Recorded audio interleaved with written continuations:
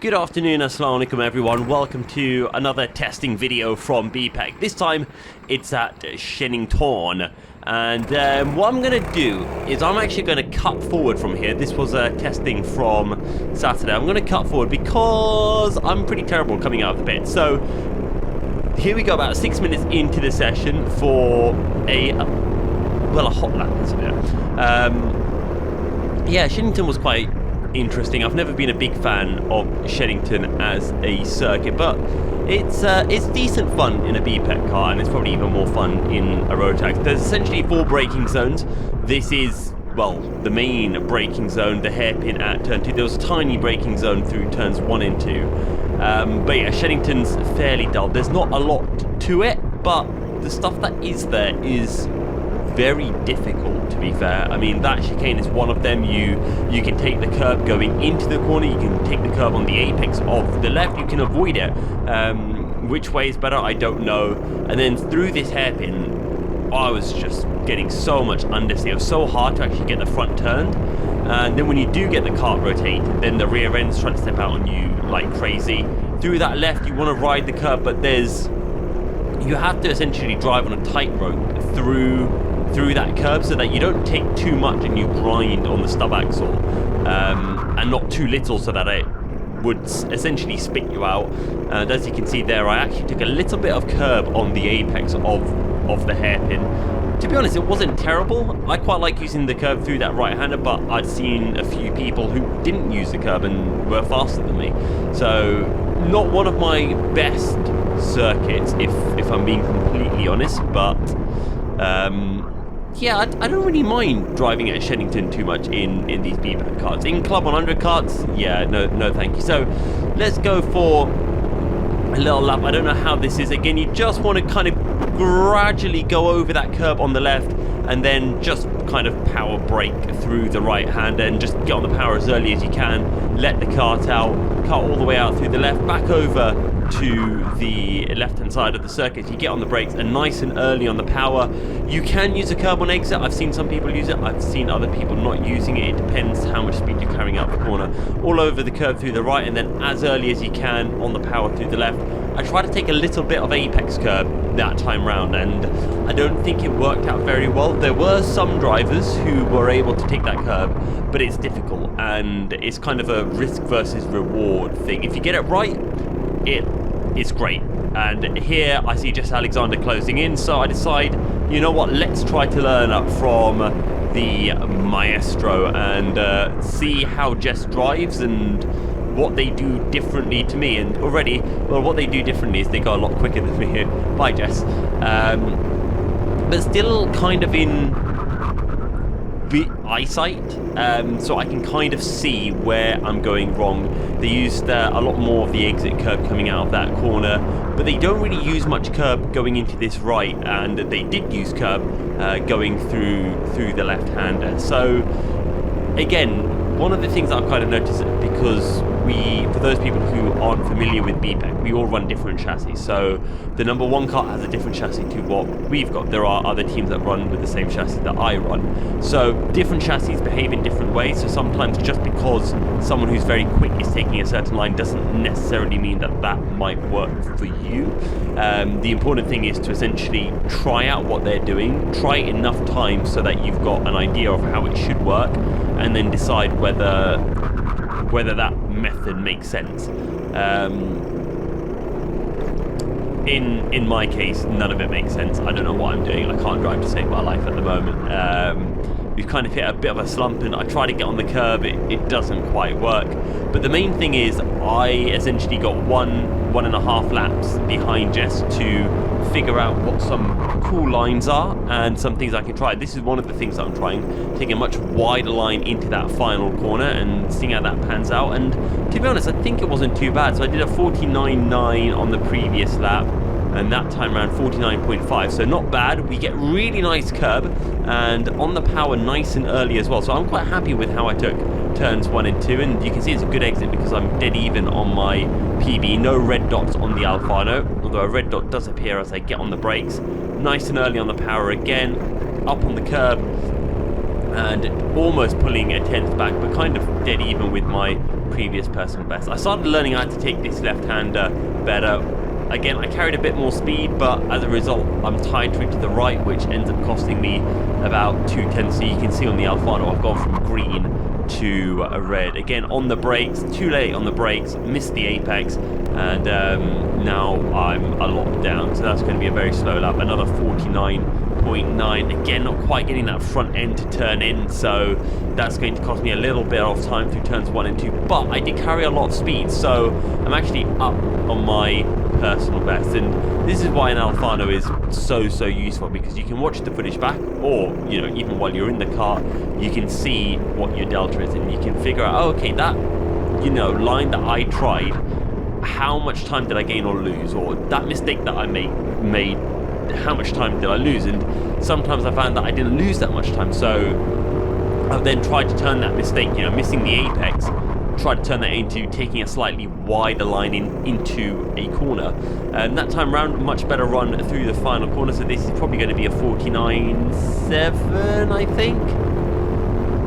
I can't actually see what that is. 49.68. Again, nice and sensible through turns 1 and 2, a little bit more patient that time round, and again we're in the green. So that's kind of 2 laps now where I've been up on the PB through that first sequence of corners, and then just try to get on the power as early as possible through the hairpin. I was kind of struggling to get the kart to fire out of the 2 hairpins on the circuit, and through here I found that I couldn't consistently take that curb. I tried it again a little bit in the race, but it was hit or miss. One lap you get it right, one lap you get it wrong, and the amount of time you lose is far more than the time that you gain, so it just didn't make sense for me to do it. It's something that in the future, I'd have to practice to see if I can get better at doing it. But another 49.6, so the consistency is coming. Again, really nice line into the left hand, and we just ride that curve kind of perfectly, and it just helps to hold the kart to the left, which opens up that right-hander. Nice and late on the brakes, just catch a little bit of rear locking. I did outbrake myself a bit, but I was able to take the slightly wider line, carry a bit more speed, so I didn't lose too much time. That time I tried to take a little bit less curb, try to take the curb through the left instead. Did it work? I don't really know.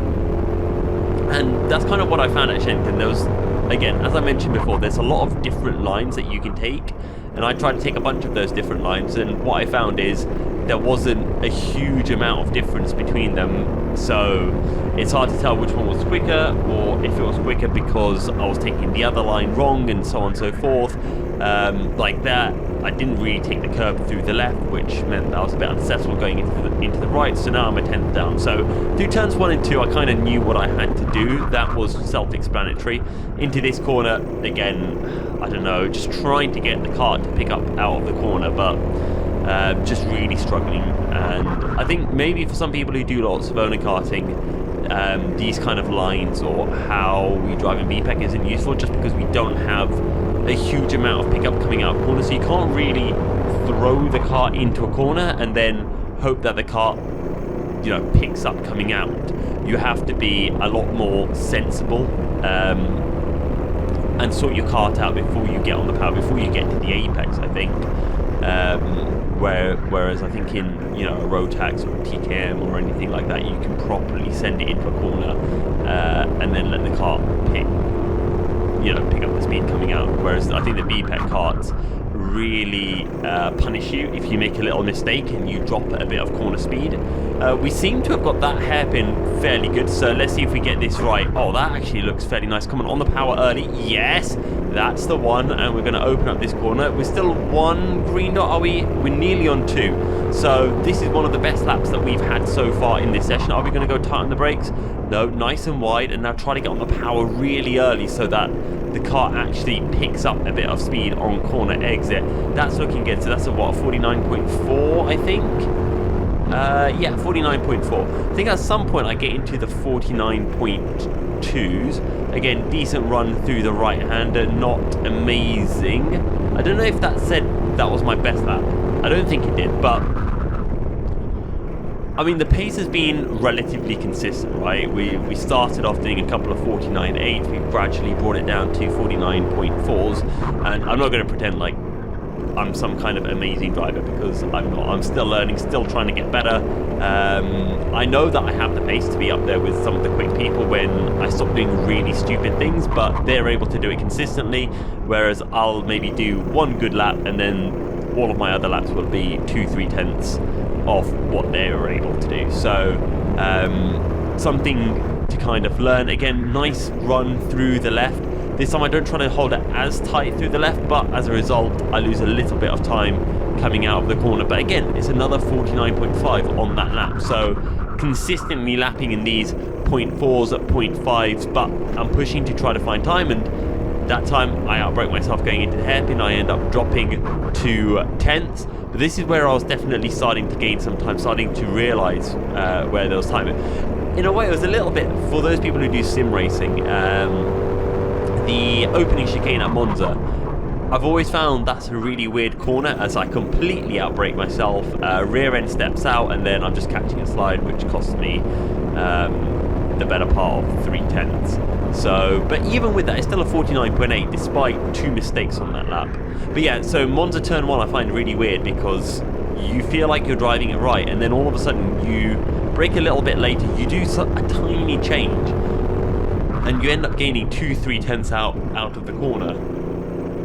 And I felt like Shenington was a bit like that, or this chicane. You kind of change what you're doing, you just improve what you're doing slightly, and it really rewards you. So I think Shenington's one of those circuits where it's very easy to learn, very difficult to master, because it's just every corner is just so tricky, and it's so hard to do it consistently. Whereas I feel like when I've been to circuits like Buckmore in the BPEC karts, or even Three Sisters, I feel like that's much.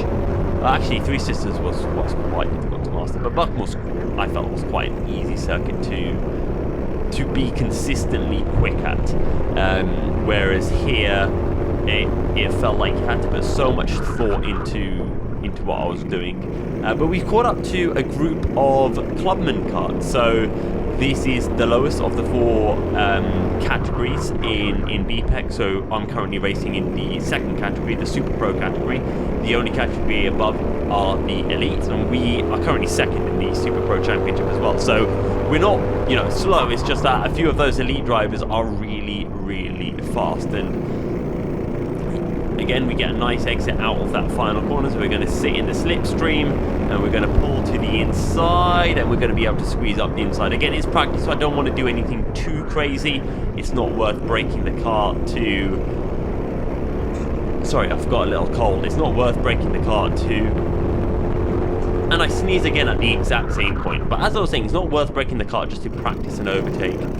Again, this guy goes a little bit wide, but not able to get the drive, so going to tuck back into the slipstream. The slipstream is really, really powerful at Shenington. You can gain a good few tenths.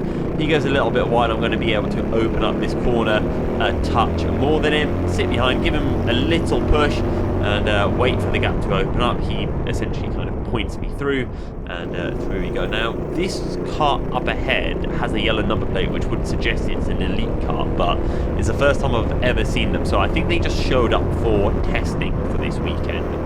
So I don't think they're actually an elite, but they're quicker than your clubmans and probably your pros as well.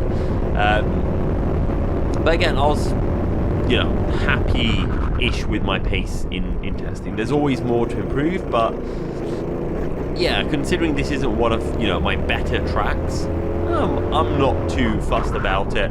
And I found that towards the end of the race I was able to consistently put in some decent time. Still 2-3 tenths a lap of what the quickest drivers were able to do at the end of the race, but that tends to be where we are at the start of the race. On new tyres we're kind of there or thereabouts, maybe a tenth a lap of the quickest, but by the end of the race on older tyres I think we kind of just kill our tyres a bit quicker than other teams. And I'm also just washed towards the end of the races. There are my teammates giving me a little wave saying, Yusuf, you've been out on circuit too long, come back into the pits. I think I did about 20 minutes or so.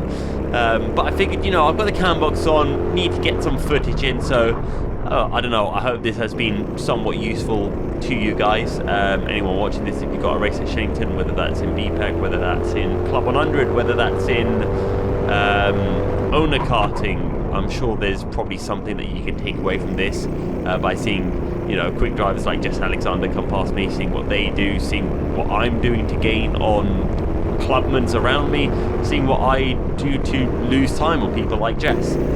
But yeah, that's essentially it. We're going to jump on into the bits and bring this video to a close. So drop a like and subscribe. We'll have more BPEC videos coming out soon, but until then, Assalamu alaikum.